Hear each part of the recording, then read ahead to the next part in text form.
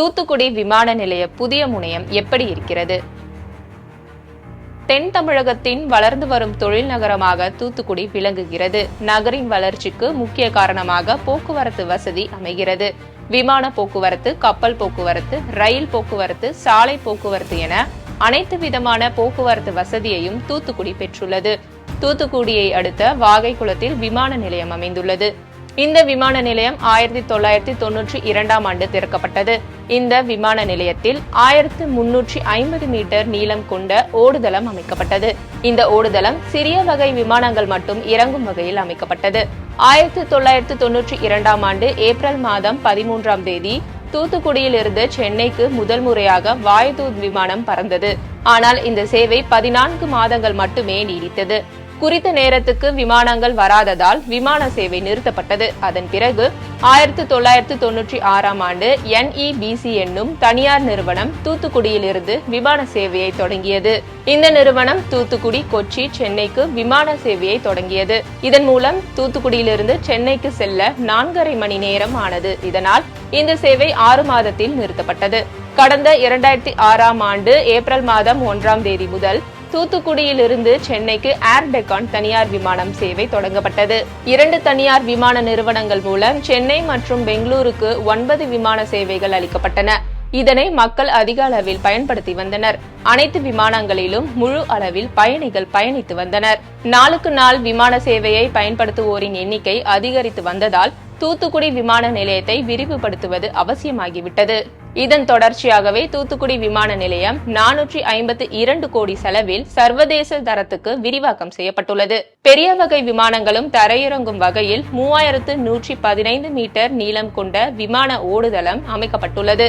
இரவு நேரத்தில் விமானம் தரையிறங்குவதற்கான வசதிகள், ஒரே நேரத்தில் 5 A321 ரக விமானங்களை நிறுத்தி வைப்பதற்கான வசதிகளும் ஏற்படுத்தப்பட்டுள்ளன.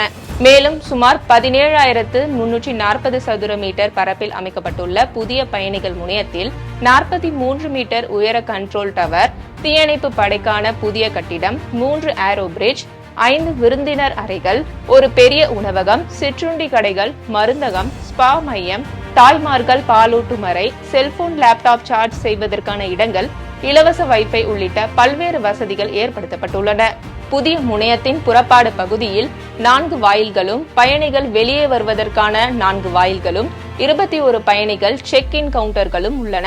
1 மணி நேரத்துக்கு 1440 பயணிகளை கையாளும் வகையில் அதிநவீன வசதிகள் ஏற்படுத்தப்பட்டுள்ளன. செட்டிநாடு கட்டிடக்கலையை பிரதிபலிக்கும் வகையில் அமைக்கப்பட்டுள்ள இந்த புதிய முனையம் 4 நட்சத்திர அந்தஸ்து பெற்ற பசுமை கட்டிடமாக உள்ளது.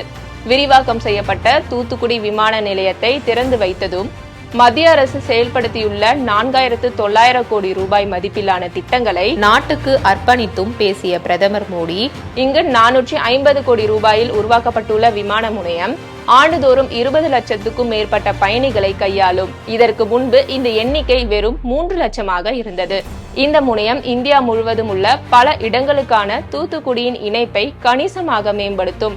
இந்த மேம்பாட்டின் மூலம் தமிழ்நாடு முழுவதும் பெருநிறுவன பயணங்கள், கல்வி மையங்கள் மற்றும் சுகாதார உள்கட்டமைப்பு பயனளிக்கும். குறிப்பாக மாநிலத்தின் சுற்றுலா திறன் புதிய உத்வேகத்தை பெறும் என்றார். தூத்துக்குடி விமான நிலைய புதிய முனையம் 100% LED விளக்குகள், மின் சேமிப்பு திறன் கொண்ட மின் மேலாண்மை அமைப்புகள், கழிவுநீர் சுத்திகரிப்பு நிலையம் மூலம் சுத்திகரிக்கப்பட்ட நீர் மறுபயன்பாடு ஆகியவற்றுடன் இந்த முனையம் கிரிஹா 4 நிலைத்தன்மை மதிப்பீட்டை அடையும் நோக்கில் கட்டப்பட்டுள்ளது. அதிநவீன வசதிகளுடன் செட்டிநாடு கட்டிடக்கலையை பிரதிபலிக்கும் வகையில் அமைக்கப்பட்டுள்ள தூத்துக்குடி விமான நிலைய முனையம் பயணிகளை வெகுவாக வசீகரித்துள்ளது.